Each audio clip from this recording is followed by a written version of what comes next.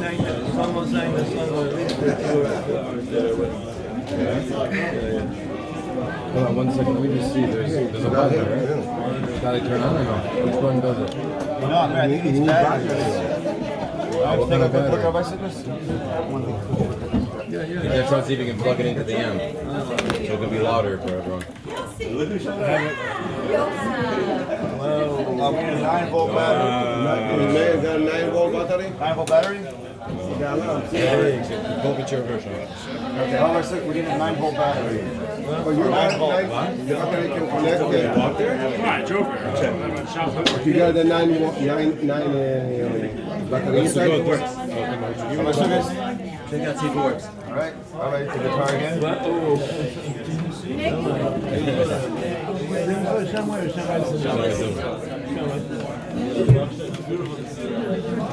It sounds like it works. Not sure which way it goes. I got a few of them for Want to grab a plate? Food? So look in there. How's the sushi? Yeah, try it. Rav Sukkot, this is a friend of mine. His name is Mike Shorn. He loves your paintings. He wants to.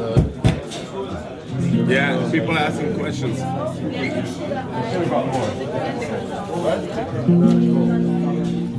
Yeah, it works.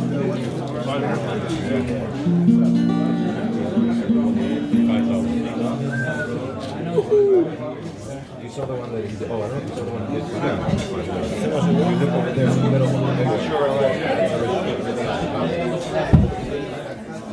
Melaveh? You can make anything or anything. So It's getting late. Hey, how are you? Good to see you. Welcome. Take us up a plate. It's alone. Maybe you should say Beitin for like. It's not working, man. No?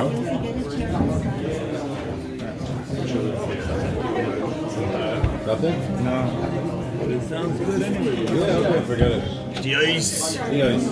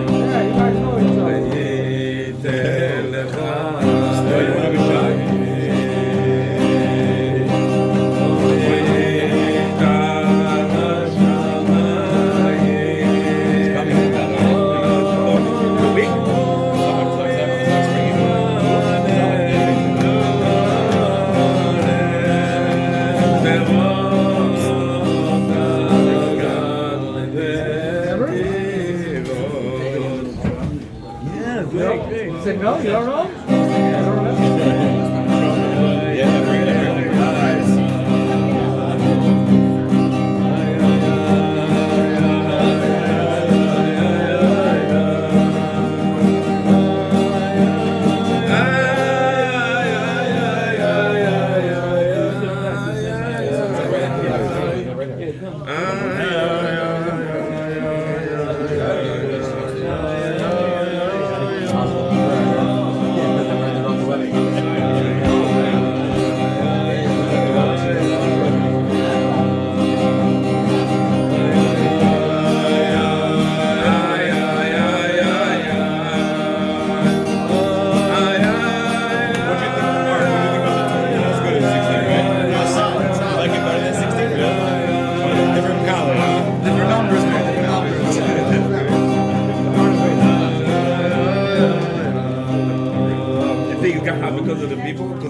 came down, bro. That's why. There, you have a microphone.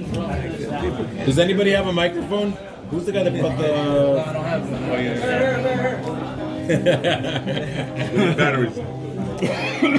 We got a kid's microphone. Okay, we can hear it. I want to give over something just for 1 minute. 1 minute.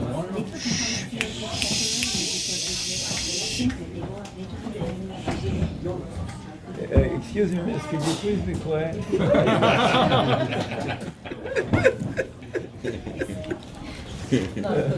My wife.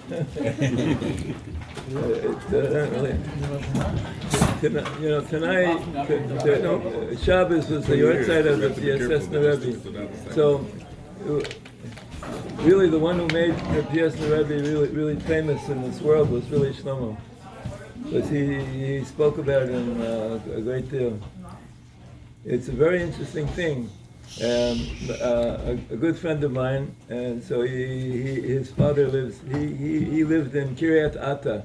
Kiryat Ata is in the north of Israel, and there was an old Beit Knesset in Kiryat Ata that they wanted to demolish it and make a nice big apartment building there in that place, and there's the Malka lives in Kiryat Ata. He's a very big tzaddik. So he said, you can't destroy this Beit Knesset. You know what this Beit Knesset is? It's the Beit Knesset that was built by the Talmidim of the Piaseczna Rebbe. Because when the Piaseczna Rebbe wanted to come to Eretz Yisrael, and he sent his Chassidim before him, and they were there, and they were in Kiryat Ata, and they made this Beit Knesset, but the Rebbe wanted to come with all of his heart and soul, but he wasn't able to. He stayed in there, and he was in the Warsaw Ghetto, and everybody knows the whole story. But anyway, but this Beit Knesset, so the Malka Baruch said, I'm going to lie down in the Beit Knesset. Nobody's going to do anything to it.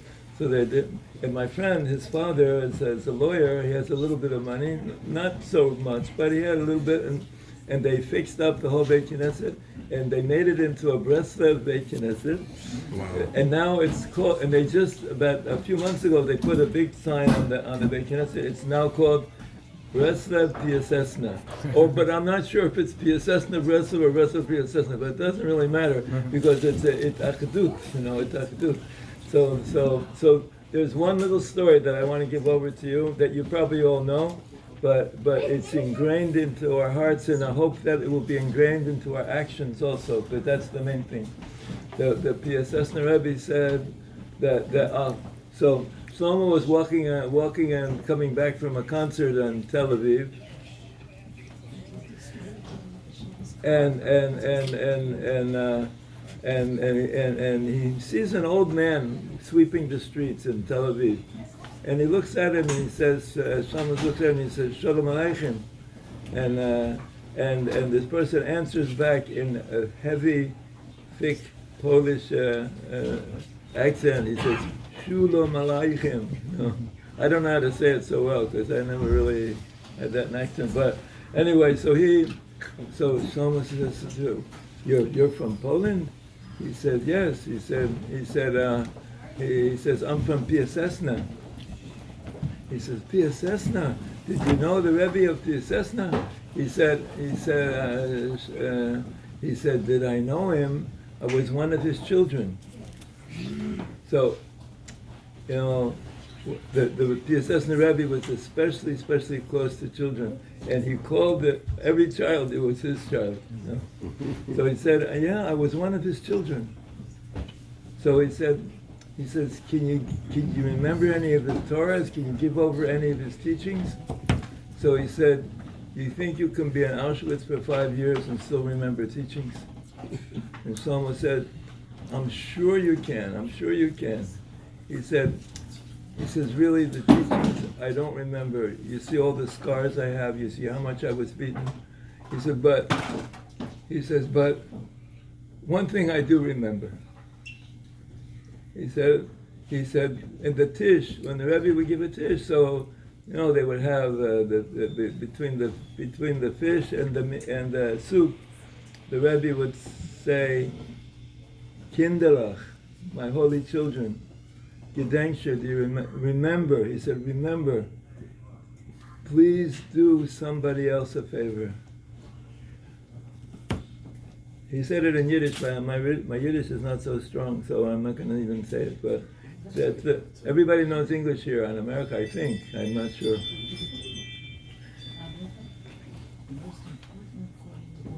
The most important thing in the world is to do another person a favor. And then he would say, you know how many favors you can do in Auschwitz?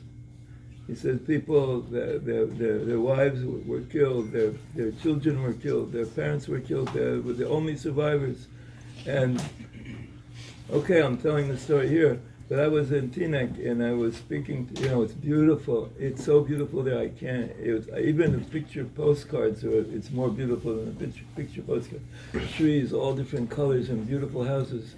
But I was talking to the people there, and anybody that's over a certain age, they say that their father or their mother were the only survivors of their whole family. I'm telling you, that's what they were telling me. It's modern America, but it's and now we were in America, like we already were in Eretz Yisrael for 53 years.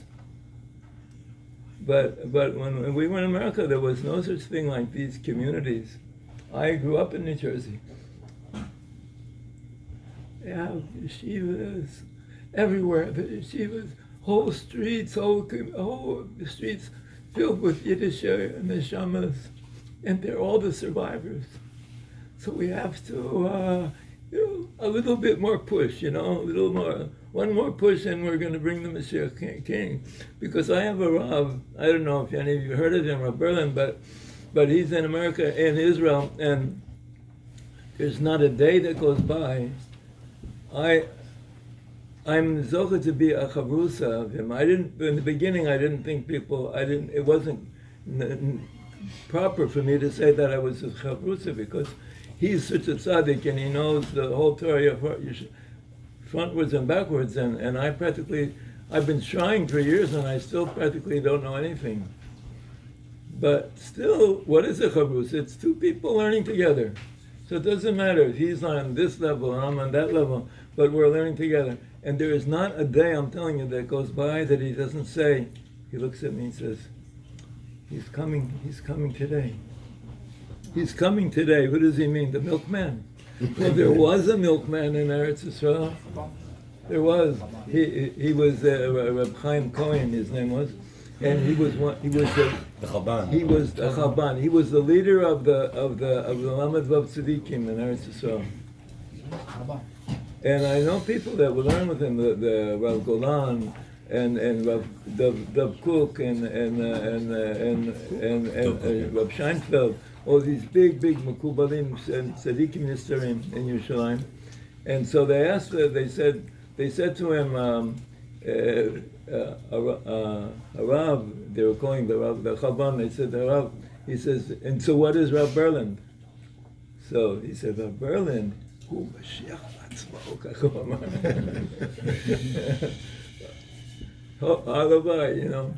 I always said, because in Lubavitch there was the start of this whole thing of the Rebbe is Mashiach. So people were saying yes and no and fighting and this and that. And it's true, it's not true, and he's alive, he's not alive, what's going on here? So I said, this is my own perush, so you can take it or whatever you want, but I said, if a person doesn't believe that his Rav could be Mashiach, so you better get another Rav. Yeah. because we have to have the highest. We're in the lowest generation. And in that generation, we need the highest tzaddik.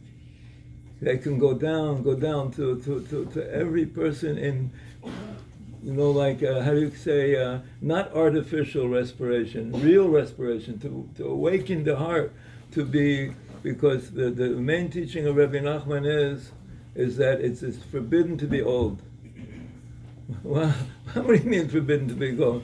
I used to go to the shirim of Rav Elya Sukkot Bender, who was the king of Chassidic Breslev, and I'm telling you, he went through what he went through. He was in, he passed through everything. They put him in prison. He was almost killed like 100 times. And he survived. He went during the war. He went to Tashkent, and I saw a lot of times in when he was speaking about the Sipur Masios of Rabbeinu, he would say, "The Rebbe zogt, alt is tormenished." It's this, no such thing as being old. And I'm looking at his face, and he has all the wrinkles in the world on his face, and he can barely see, he can barely walk. What do you mean it's sort of be old? He was, never so sure. He was already 93. Well, 93 is not so old, really. So then, when did I realize what was really true, what he was saying? When we get up to dance. And I loved to hold on to his hand when we were dancing, because when he would hold, when we go, oi, doi, doi, oi, doi, doi, doi. It's a aggressive niggun that they would sing after the service.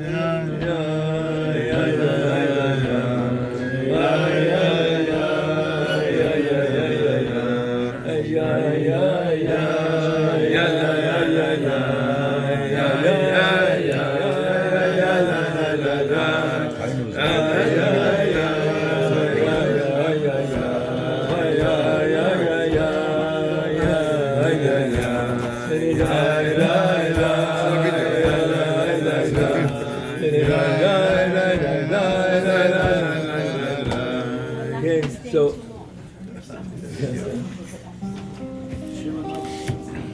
there's one more niggun at a time. Where are we holding in the niggun? Okay, so now I want to tell you another thing. That one of the first songs that we learned from Shlomo. First of all, how did I even get to Breslov? Not that I'm in Breslov yet, but how did I even get to Breslov at all?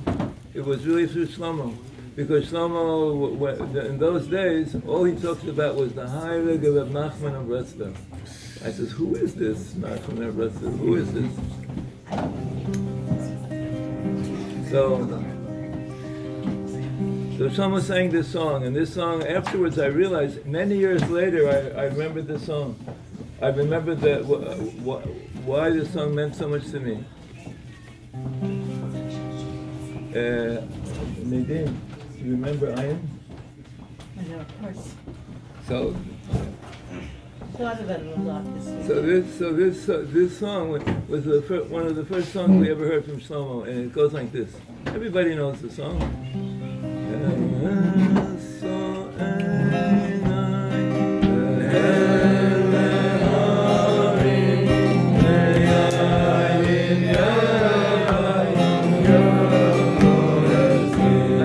Forgive me for stopping in the middle. We're stopping in the beginning, just for 1 second. The song says, "Eso einai laharim." I lift my eyes up into the mountains. May ayin yavo azri. And I didn't know what it meant until maybe 20, 30 years later. All of a sudden I realized, may ayin, because our friend Ayin, his name was Ayin. He was the one who brought us to Shlomo. And he brought it. Until then, we were living in a desert. We were living in an absolute midbar, because we didn't have a direction in our life. If a person is without Torah and without, so come back in another Gilgul and another Gilgul, and maybe you'll make it, and maybe another one, and maybe another one, maybe thousands of them. I'll share with you, and because tonight we're only going to speak emes, nothing else. So when I was with the Rav on the north side of Shlomo a few years ago, and we learn every day in the morning, like 4:30, 4 o'clock in the morning to 5, 4:30, 5, whatever, half an hour, 45 minutes, and it was like 4 o'clock in the morning. The whole world is silent, is quiet, and in the house of the Rav is blaring Shlomo's melodies. The Rabbanit loves Shlomo's Niguni. I'm hearing all these melodies, and in the meantime, we're learning with the Rav, and I said to him, you know, today is Shlomo's yahrzeit, as if he didn't know, and he looked at me very strong, and he said to me, you know, if it hadn't been for Shlomo, who knows how many Gilgulim you would have stayed a goy gamur. What does that mean? Okay, I would have been maybe Jewish, but not like a Jew is supposed to be.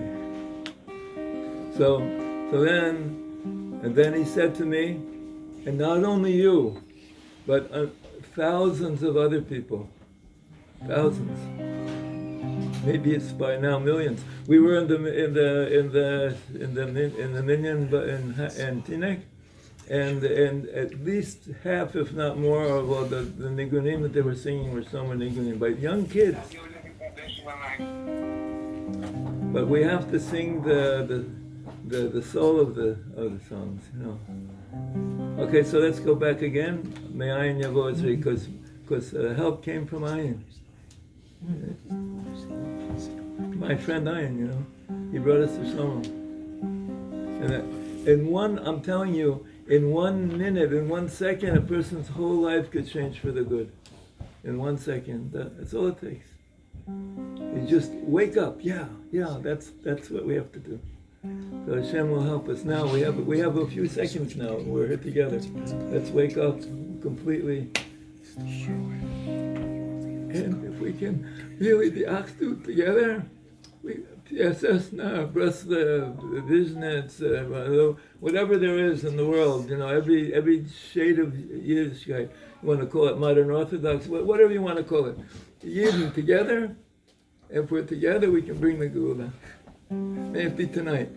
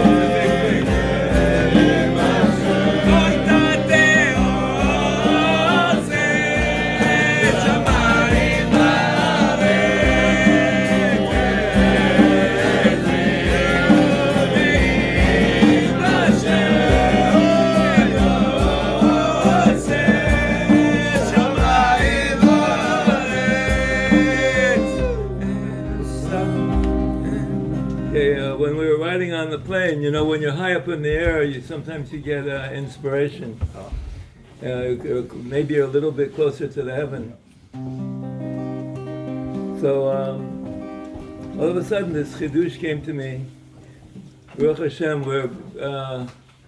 when Hashem, through His great miracles, allowed us to be able to be invited to come to a wedding of very good friends, their daughter, and the wedding is tomorrow. If it would be a Shlomo wedding, I would say the whole world is invited and everybody should come, but I'm not in charge of inviting people. But anyway, they asked me to read the ketubah, and I was very nervous because I thought the ketubah in here, and I didn't know what nusach it was going to be. I would know the nusach, I wouldn't know it, and I would have to practice for all day. And so they gave to me a photocopy of the ketubah, and I was reading it, and it's exactly what we use. The only difference is it says Bronx, New York. It doesn't say Yerushalayim. But Rav Elya Sukkot, when he would make a wedding for one of his children, so he would say the wedding will be in Yerushalayim, Yer HaKodesh. And if the basement is not rebuilt, then it will be in Berditchev. So I thought they should wait to write it Bronx, New York, you know, but it will be in Yerushalayim with God's help. We'll all fly there on eagle's wings. But what the chiddush was that so I'm thinking about the ketubah, and what is the ketubah? So I was going over things that I would say normally, that the ketubah is the most important document in the world. And then all of a sudden came to me, the first story of Rabbi Nachman is the story of the Bat Melech, the story of the daughter of the king, that the king loved her so much. He had 6 sons and 1 daughter, and especially loved this daughter, because the daughter is the Malchut. The 6 sons are the Zer Anpin, Chesed, Gevurah, Tiferet, Netzach, Hod, Yisod, and the daughter is the Bat Melech. And then he became separated from her. And the rest of the story is all talking about having to find her. When I would tell the story to our children, so right in the beginning of the story it says, and the Sheni L'Malchus is the best friend of the king. Who's the best friend of the king? It's you and I and all of us. We're all the best friends of the king. We would only know. So and then he says he looked for a long time, and then he found her. And then I would close the book, and I would say to our children, that's the end of the story. They said, no, we want more. Oh, you want to know how he found her? That's the rest of the story. So, in the beginning, she's captured and she's in the place of the Melech Halotov. He doesn't say bad, he says Melech Halotov. And then he's coming to try to find her, but then don't eat the last day of the year. Last day of the year, don't eat. But he sees this, he's on his way to take her out, and he sees these beautiful apples, the most beautiful apples you ever saw, mamish. Red apples, and they're juicy and everything. He says, let me just try it. He took one bite of the apple and he fell asleep. And she comes by and she's heartbroken the last day, and he didn't make it. Then it goes on a few other times, and then she goes to another place. She's taken in a chariot with 6 horses, and she's going to another place, and in this other place that she's going to, so all of a sudden she's on her way, and it's a mountain of gold and a palace of pearls. Zeh Yerushalayim Shel Mala. Yerushalayim Shel Mala, HaKadosh Baruch Hu lo yavo Yerushalayim Shel Mala, sheyavo Yerushalayim Shel Mata. The two of them have to be joined together. It's the Kisufim from the Mata and the tears from the Mala. They will join together. So she's on her way, and she sees he's lying there sleeping. And she's so heartbroken. She can't bear it. She can't bear it. Please wake up. Please wake up. And he doesn't wake up. And she takes a pachela. It says, I think it's maybe a Ukrainian word. It's not even in Yiddish. But he takes this off of her head, and she writes on it with her tears, I'm no longer in the place of the Loto. I'm now in the mountain of gold and palace of pearls. Please come there and you'll find me. So this is the ketubah. This is the ketubah ben Chatan v'Kala, that he's saying to her, I'm gonna take care of you, and I'm gonna find you, and we're gonna bring the Geula, we're gonna bring the Mashiach together. We're not gonna do anything else. We won't do anything else. We won't sleep anymore. We'll just work day and night, sing day and night, dance day and night, until we'll bring them together. We'll be the example of who will bring the world together. Me and you, my Kala and me. This is the ketubah that he is giving to the Kala. And she has to take care of it, that he shouldn't, no sheker allowed here, no fooling around. It's just the two of them, and there are only two people in the world. Why did Hashem create the world, just Adam and Chava? Because he's teaching us that that's all there is. It's just Adam and Chava, it's just husband and wife, there's nobody else. And this is the ketubah. So they might not allow me, because they're very religious people there, and they might not with me. And everything is timed. The wedding it starts at this second, and at that second, and this time. So I might not have a chance to tell over this whole story. So I'm telling you, my chevra, what and if you'll be zocha to come to the wedding, or the next wedding, or even in your own house, which is the ikar bemet. That you'll be able to know that this is the ketubah between husband and wife. This is what the Bat Melech gave to the Sheni of Malchut.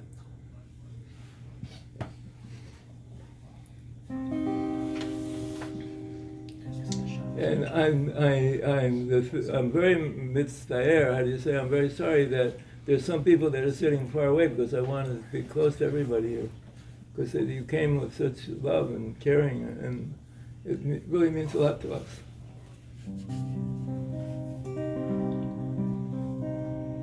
But in the meantime, I made eyeglasses just so that I could see the Rav from more than a few meters away. My eyes are not that strong now.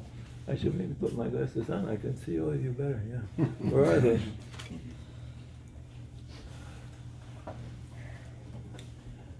Rabbi Nachman says, I don't need a lot of people.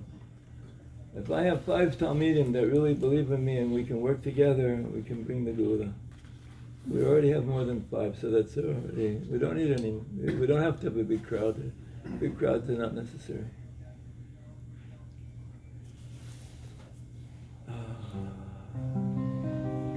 So there's a song that we sing on Motzi Shabbos.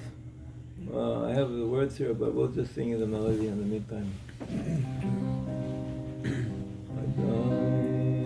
This is the first one. I first met the Rav, which was 53 years ago, almost now. It was in Tufshin Lamed, so now we're in Pei Gimel.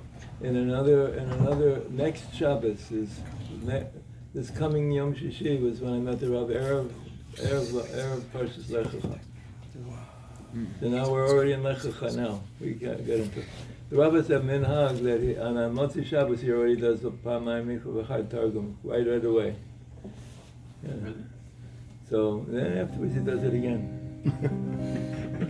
So we're already in Parshas Lech Lecha. Is it a word that the Rav said?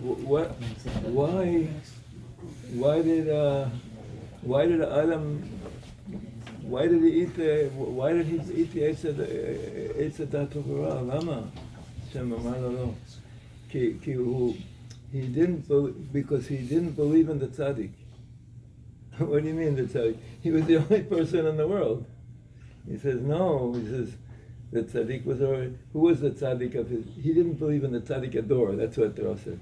The tzaddik of the generation. Who was the tzaddik of the generation in the time of Adam? It was nobody else. He said no. Avram Avinu was the tzaddik of generation. Okay, so it was 10 generations later. Mazen, he was still there. Avram was there. What's the raya? What's the proof? Because it says in the Zohar Kodesh that David HaMelech was the Amud Ha'esh that went before Am Yisrael in the Midbar. He was the pillar of fire that went before Am Yisrael in the Midbar. So they say, but David HaMelech wasn't even born yet. He says, what does it matter? He was born, he died. The soul of a Jew is forever. It's forever. And David HaMelech was there. And so all of our friends who weren't Zochet to be here tonight in the body, so to speak, they're also here. Because I said to my friend, I'm sorry they call you Mickey Moshe, but it's a name from a long time ago. But that's how we were. But we had a good friend that was Shabtai. And I told him that Shabtai is here. That he was Niftar, that's not my fault. But he's here for sure. We were a Chavrusa, we learned together. You were also a Chavrusa. Me and Avram Satan, do you remember Avram Satan?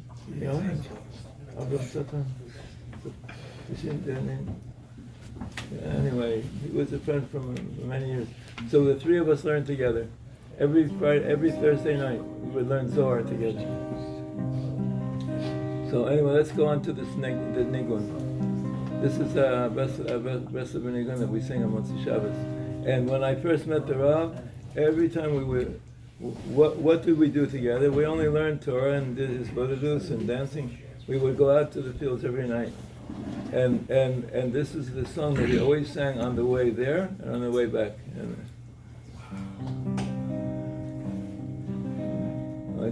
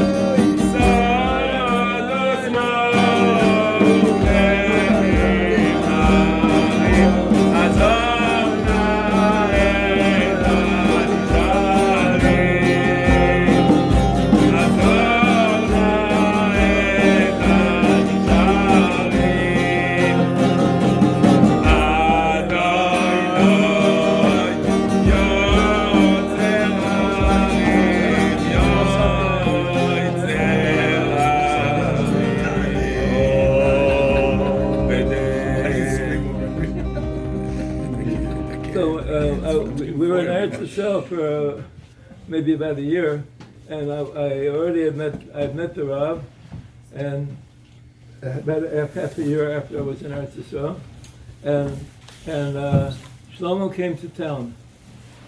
What is the town? He came to Tel Aviv. He came to Eretz Yisrael is just like one town. So he was in Tel Aviv, and I wanted the Rav and Shlomo to meet each other. So I arranged it. I don't know how we arranged it without Waze and without telephones. I have no idea how we did it. But maybe we wrote letters. I don't know. Yeah.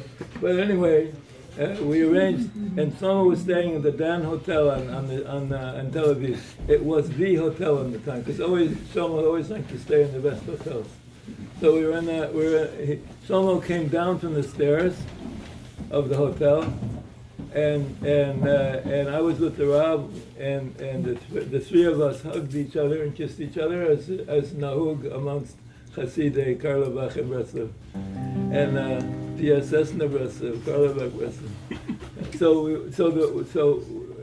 And then they said to each other, they said to me, you wait here on the stairs. We want to go talk to each other. So I stayed on the stairs by the hotel, on the outside, and they went down to the beach. It was in the middle of the night. About a half an hour they came back. What they said to each other, I have no idea. But about 20 or 30 years later, the Rav said to me, do you want to know what we talked about? He said, Shlomo looked at me and he says, I'm so worried about my kids. I don't know what's going to be with them. He says, I'm so afraid that they're going to cut off their wings. He says, please do me a favor, take care of my children for me.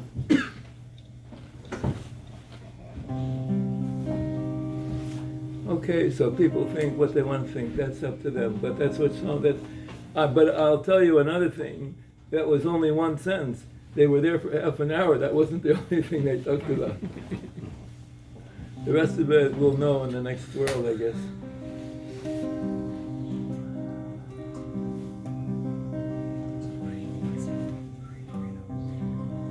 So I want to sing to you a song, sing with you a song, and this is a song. It's not. I didn't really make it up, but it's the words. It's put together two psukim from Tehillim, and it's two Torahs in the Likutei Moharan also that are based on these two psukim, and they go together. The first one is they're both from Kapitel Kuf Yud Tes, Ashrei Tmimei Dorech Ha'olchim B'Toras Hashem. And that's the first part. The second part is Ta'iti Kiseh Oved Ba'kei Shavtecha V'Tzesecha Lo Shechavti. So we'll sing the song afterwards. Maybe I'll give a little bit of a parish of what I think, why this, what the song is about. Ashrei Tmimei Dorech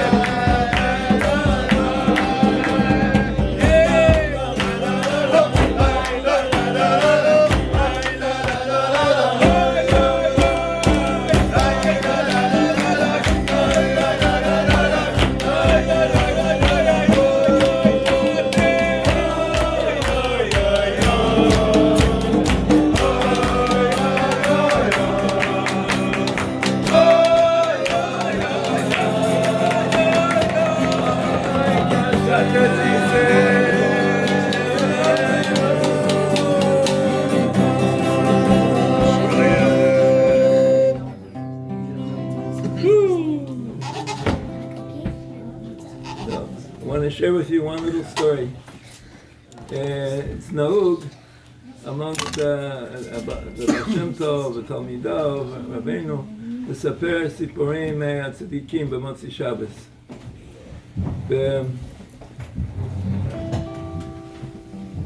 Shlomo told us that when we were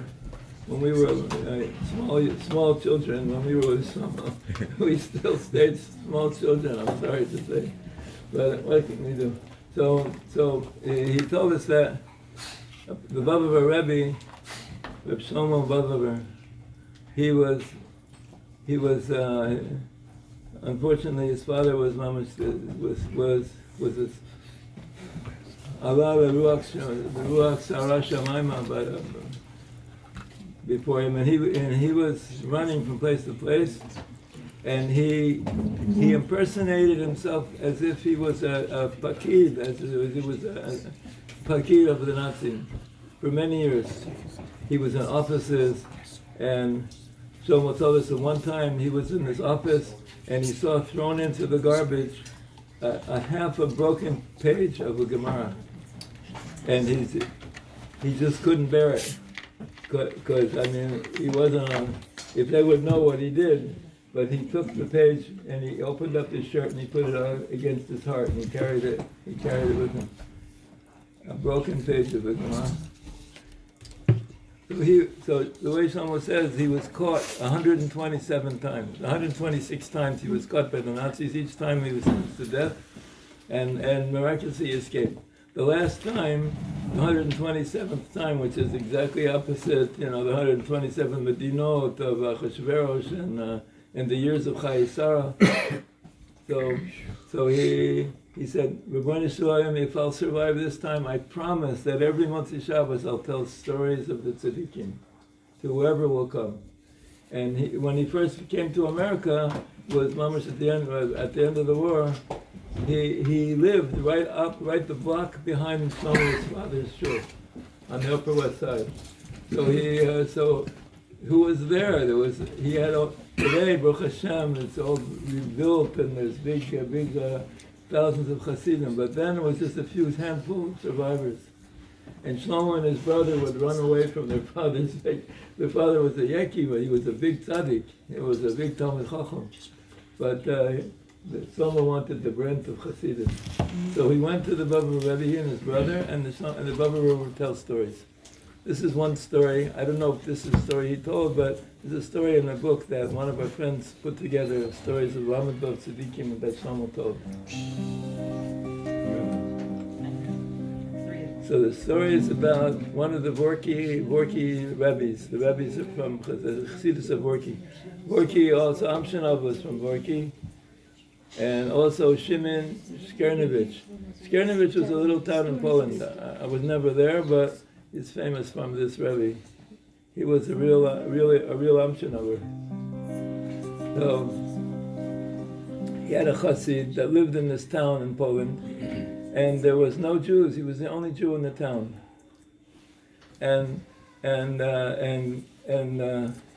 And his children, he had Baruch Hashem, he had a few children, girls and boys, and they were growing up.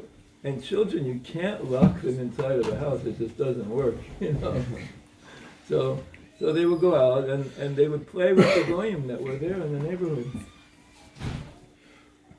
So when they were growing up, so his daughter, she was already getting to be like marriage age.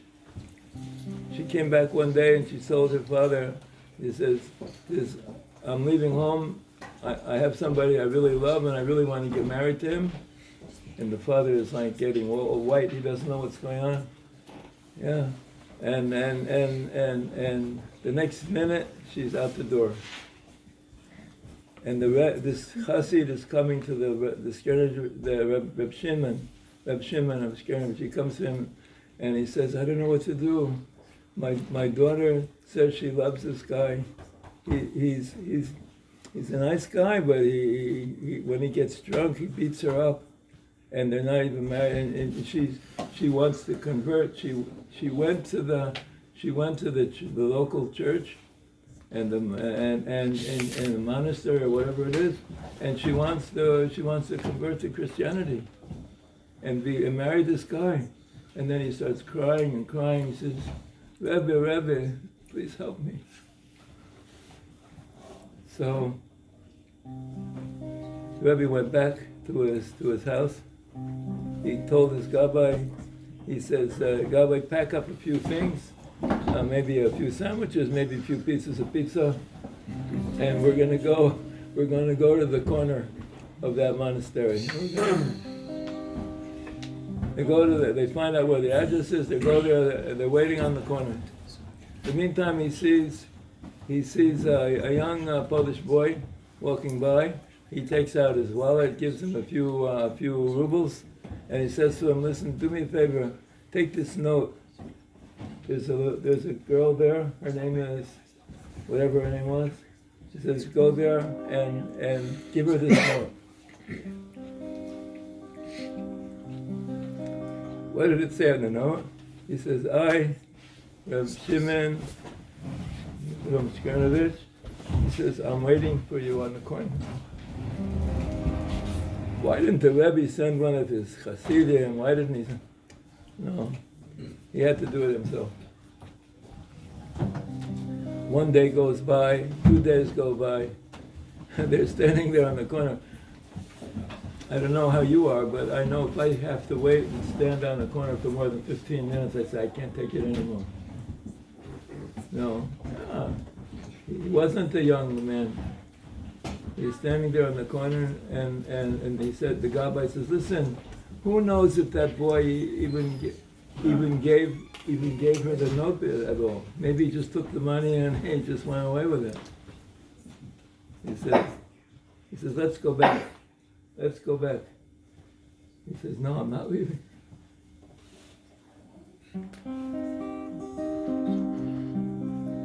So another day goes by, and another day. It was almost the whole week. He's waiting there in the corner. All of a sudden, this girl came running out. She came running out, and he grabbed her, and he told, she says to him, Rebbe, please take me home. You know, I got that note in the very beginning, and I was so angry.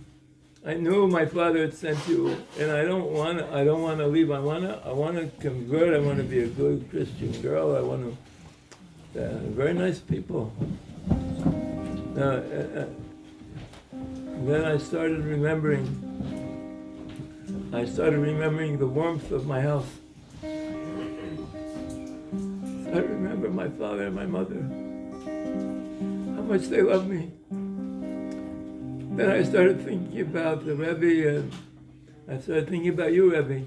And then all of a sudden I realized, you know, you're not going to leave. You're going to wait for me. You're going to wait for me. Even a week goes by, a month goes by, you're not going to leave. I know you.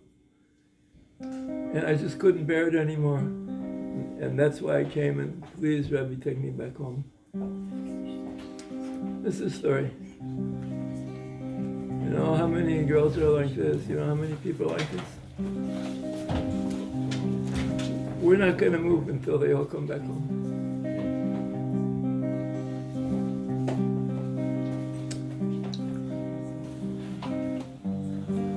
So there was another one short story. This is a true story. We were there when it happened. Shlomo was in Berkeley, and he was at the hotel, and he had one room for himself and one room for all the chavra.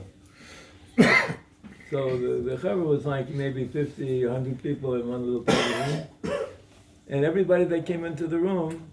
So someone would get up from his stool. He was sitting on a little stool or something, and he would get up and he would go over and give him a hug. So all of a sudden, this boy came into the room, and he wasn't so beautiful. Like his face was all broken out. He looked terrible. And Shlomo saw that he came into the door, And he quickly went like on the back of behind the door like, and he was sitting down in the corner. And Shlomo told us the story. Afterwards, he said, I said to myself, Baruch Hashem, he moved into the side, and he hid right away as soon as he came in, because I could never hug him. He looked so terrible.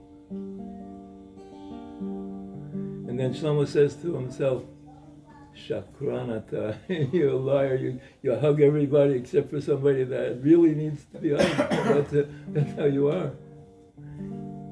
So he said, get up and go over and hug him. And Shlomo forced himself, he got up, he went over to this boy, and he put his arm around him and said, brother, I'm so happy that you came. And he gave him a big hug. He said, I felt his tears going down into my beard. And Shlomo started, the boy sat down and he was sitting closer now this time. He had a smile on his face and he didn't look so ugly anymore. And then all of a sudden this melody came down from Shemayim. For the sake of my brothers and friends. Because why do people not look so good? Because nobody really, they don't think that anybody cares about them. So Shlomo was given a gift because Shlomo's songs were from heaven. Because they weren't lined with kesef. You know? People sing very nice songs, but they're thinking about all the money that they will get and they'll become famous and they'll make money. But Shlomo didn't, that wasn't what he was doing. All the money he had, he gave it away anyway to all the beggars that very night. He just had enough money to make it, to maybe get on the next plane. So let's sing the song together, and Shem Yazor, we can put our arms around somebody that really needs it.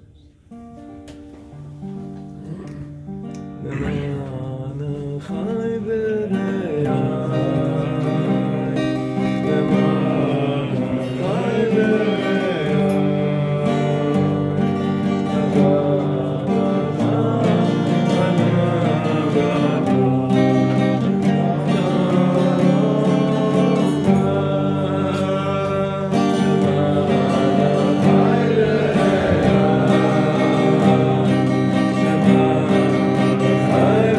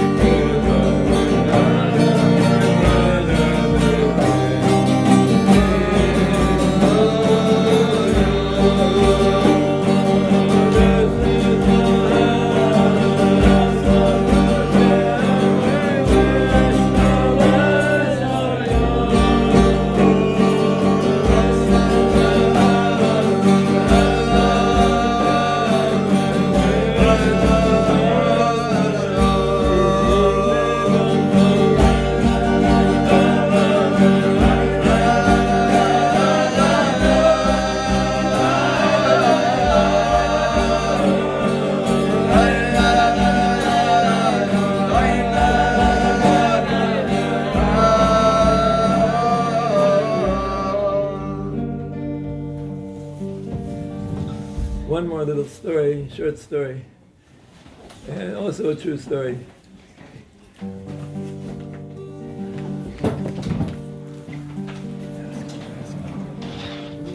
He's taking away the drums. I can't bear it. What's he doing? He's leaving? I can't take it. Yes, he can't leave. It's the whole rhythm. Okay, we'll have to do the best. Everybody will have to play the drums in this place. Okay, play the drums. That's good. So the story is can I put this here?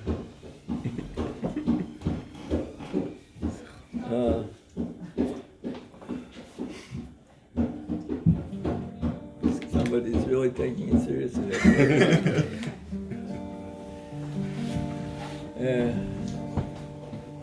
I heard this story from his son, and then I afterwards heard the story from him himself. The story is in 1968, Shlomo gave a concert in Kibbutz Ayelet HaShachar.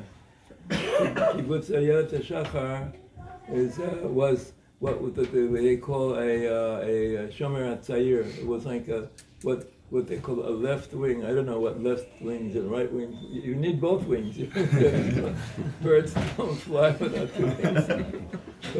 But this was, they called it a left wing kibbutz. And so Shlomo gave a concert there, and I heard because the son afterwards, who was a child at the time, he got a tape of it and he made it into like a disc and he gave it to us. It was incredible. So they were mamash flying and this person was on the kibbutz. His name was Shlomo called him Yitzchak. He was at this concert. He was a member of this kibbutz, and from that day on, he only had music of Shlomo's records in his house. And he had two boys, and they both grew up on these songs. So many years later, our oldest son Menachem made a kollel on this kibbutz. There were about eight or nine young men that were learning in this kollel from this kibbutz, and one of them was Yishai. He was the son of Yitzchak, and he told my son the story, and then afterwards he came and he told me the story. And then afterwards, he brought his father to our house in Chumash Nishit in Yerushalayim, and Yitzchak himself told us the story. So what's the story? 1968, Shlomo gave a concert in this kibbutz. He bought records of Shlomo, and he played all of this music, and his fast forward to 1973.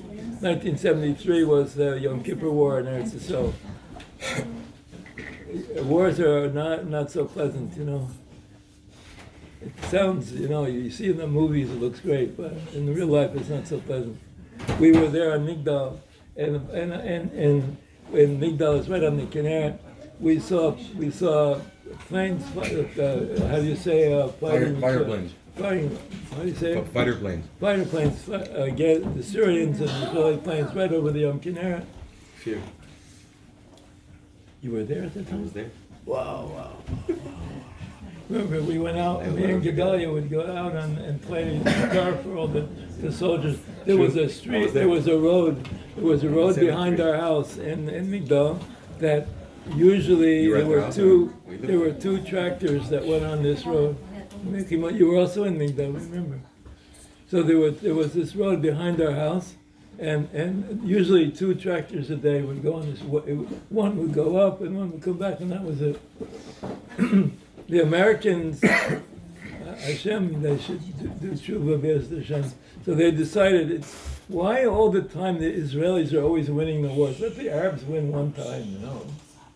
So they didn't tell Israel that the Arabs were planning to attack. They kept it a big secret. They went down to some bunker.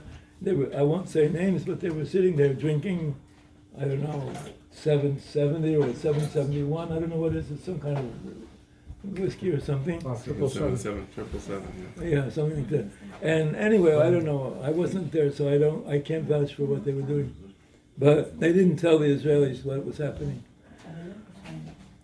Syria was advancing they came to the Gesher Benot Yaakov in the Ramat Golan, and no Israeli tanks were there, no opposition. And Hashem put it into their minds of the Syrians that it was a trap by the Jews. They were going to ambush them. The truth is that there was nobody there.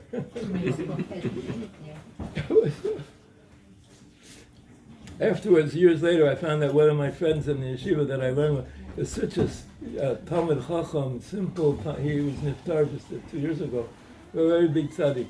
And he was so quiet, he was mamash learning day and night. Afterwards, I found out that he was one of the first soldiers of Israel. He was at that time not religious, from a kibbutz in the Negev. And he went up to the Ramat Golan. He single-handedly knocked out 19 Syrian tanks. You couldn't, if you would see him, you couldn't believe it, you know. He is just such a gentle guy, you know. Anyway, B'kitzur, this is going on here, and then the war kept going on. It didn't end for weeks. It was going on. A lot of stories to tell about this, but the one story I want to tell you now is that Yitzchak, after the war was like quieting down, he was in a jeep. And they were how do you say, they were Surrounding him. No, it wasn't the battle. The battles were already over. He was like going in reconnaissance. I don't know what the word is. They were riding in this jeep, and they were going over a minefield, and they didn't know that it was a minefield. And the jeep hit a mine, it exploded, and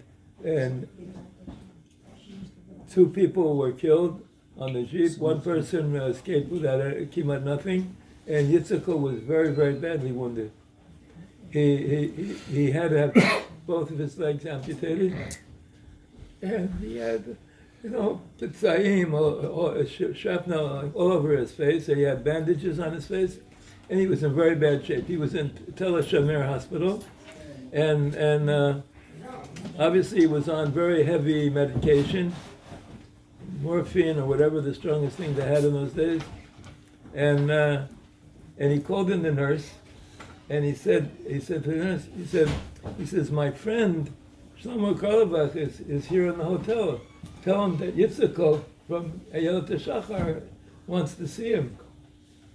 So the nurse went to the office there in the hotel, in the hospital, and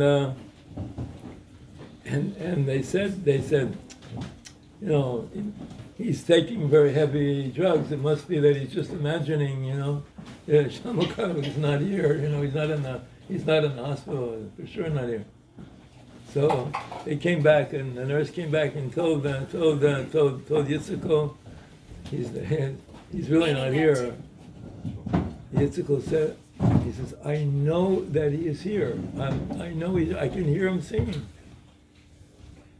So she didn't know what to do. Somehow they were looking around in the neighborhood, maybe somebody in the neighborhood. It turned out that Shlomo was giving a concert in Ramat Gan, right near the hospital there in Tel HaShomer, Ramat Gan. So they said, what?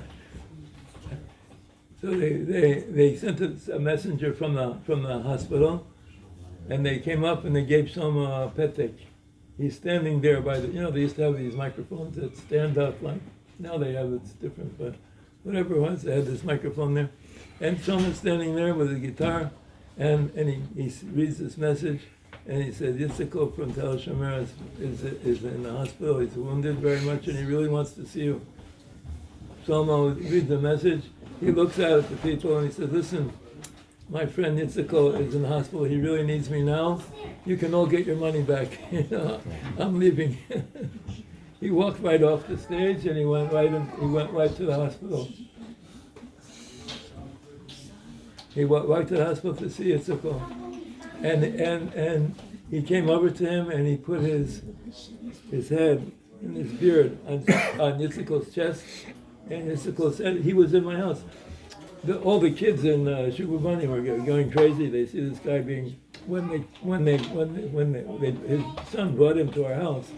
So all the kids, on that street, that alleyway, they see they're carrying somebody up in a wheelchair without legs, and then all the kids are gathered around, watching what's going on here. But Yitzchak came to our house and he told us the story. He said, Shlomo put his head on my chest, his beard, and he says, I felt his tears going into my heart. He said that was the beginning of my recovery. Okay. And we don't know how much we can do, So that's what they say. What was the whole story of Noach? He says, Noach, when afterwards he brought carbonot after the flood, he said, but he was so heartbroken. He was so heartbroken because now he realized that if I would have just cared a little bit more about the people, and if I would have prayed a little bit more, I could have saved them. The Rav said that if Noach would have not gone into the Teva, and he says, I'm not going in. I'm waiting here with everybody. I refuse to leave them, until Hashem will have mercy upon them. He said, these people, as bad as they were, and I know you are all good people, but I know myself, I'm not so good, And if I would only do tshuva, so we could really, Rashi says that it was Mei Chesed. It was water of Chesed was coming down. If the people would do tshuva, it would have been Gula.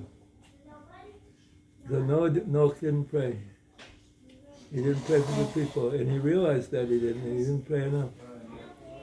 He said, so now it's up to us. If each generation we're given another chance. Now it's our chance. Let's not blow it.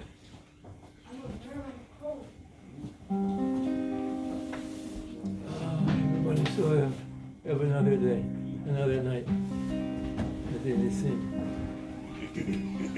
Okay.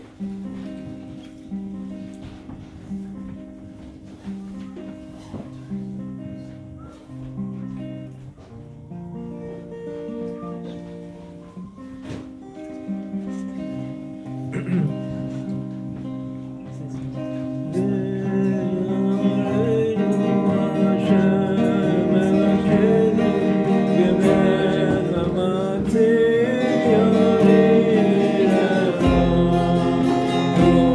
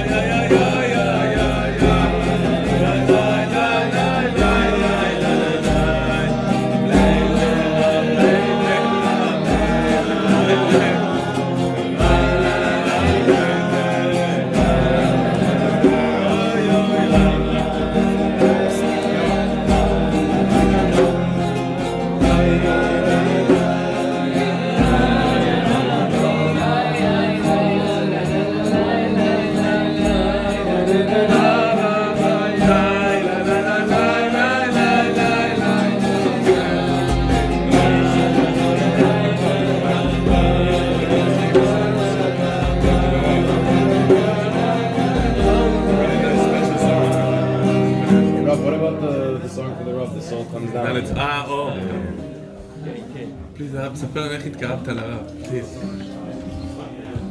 I'm begging.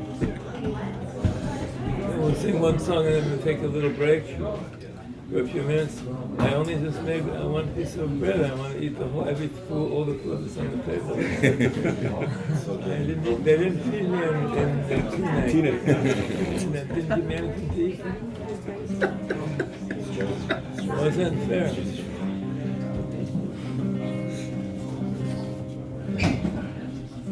Mark, how was the park over there? Okay, the park that we went to. Casino Park, where he spited us. He's asking, how's the park? Still alive? He's remembering the park because I spotted us. We went there a few times. Where I spotted us. In the rain. Yeah. That was really great. They took, it was a miracle. There's one mikveh in Teaneck. And the Balabait knows that mikveh. The Balabait where I stayed at, he knows the mikveh.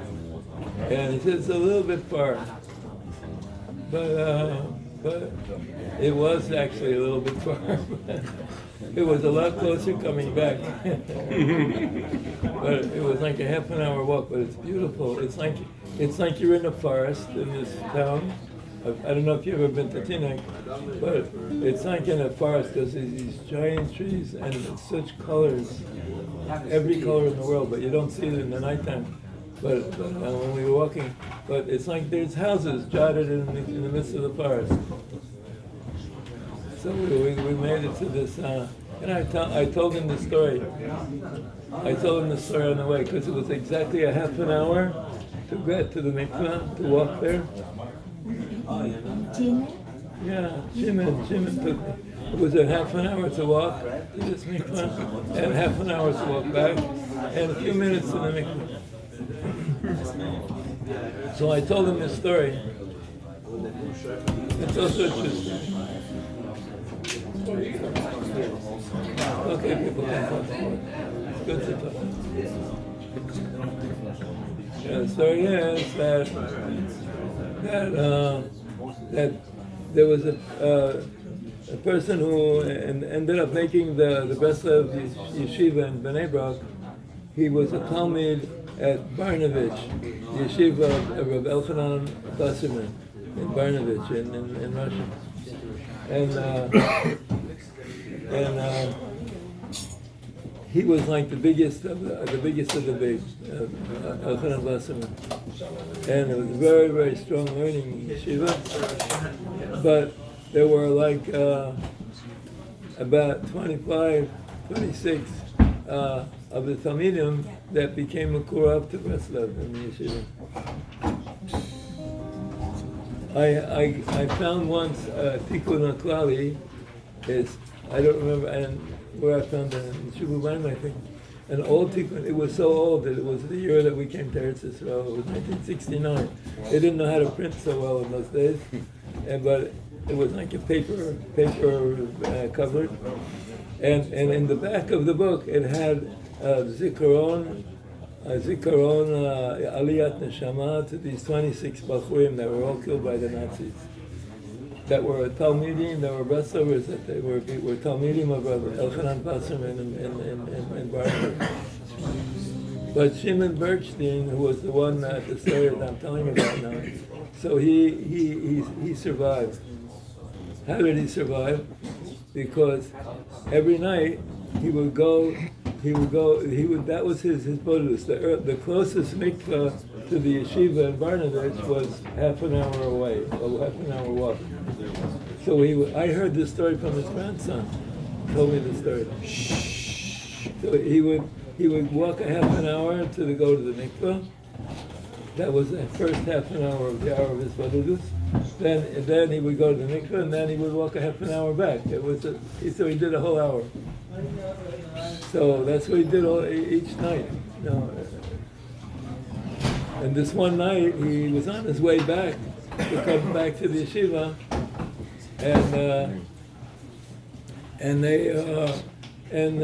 he met somebody on the way.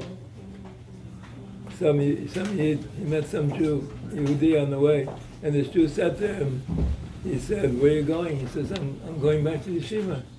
he says there's nothing to go back to. He says you better go into the forest. Because the Nazis came and they took all the boys from the yeshiva. So he went into the forest and he was caught many times. And when he went back, he said, Rabbanu Shalom, I'm making a vow that if I'll make it out of this Gehenna that's happening around here, and I'll make it to Eretz Yisrael, I promise you I'm going to build a yeshiva in the name of Rabbeinu in Eretz Yisrael. So, but so much passed over him, and Baruch Hashem, he did make it to Eretz Yisrael, but he forgot about his vow. He was a big Talmud Chacham. He learned it with Elchanan Wasserman and the yeshiva. So when he came to Eretz Yisrael, he got a job as a Magid Shur in some yeshiva that was already there. And then one day somebody came to him and he said, there's no yeshiva of Breslov in all of Eretz Yisrael. Whatever. And all of a sudden, wow, I forgot, I made a vow. So he said, Rabbanu Shalom, I'm going to go out and I'm going to try to raise some money and we'll make a yeshiva. I heard this story from his grandson.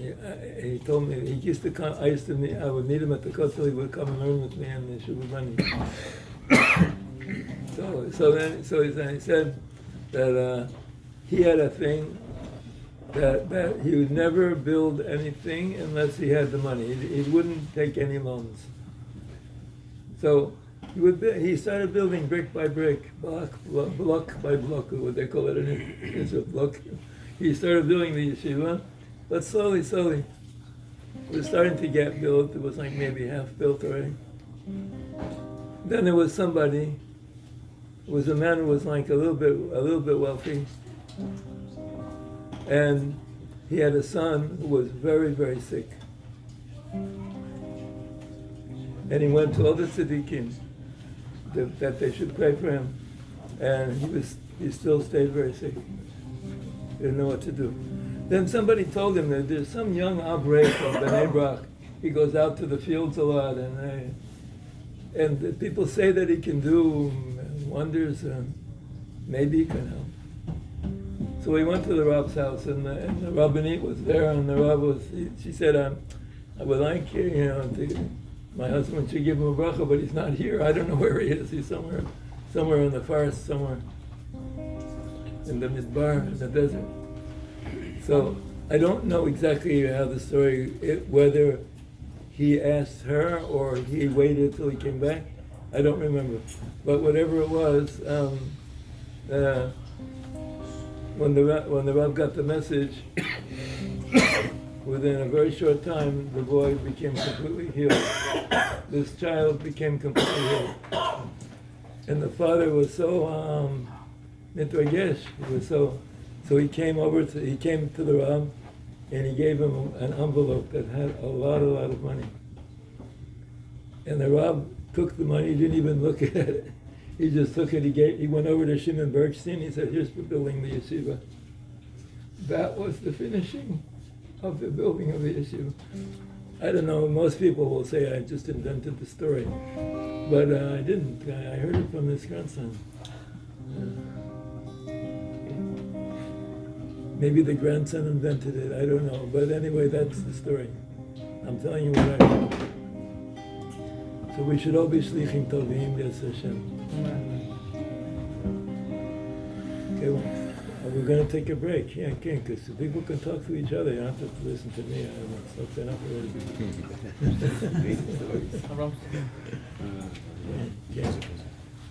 Where's the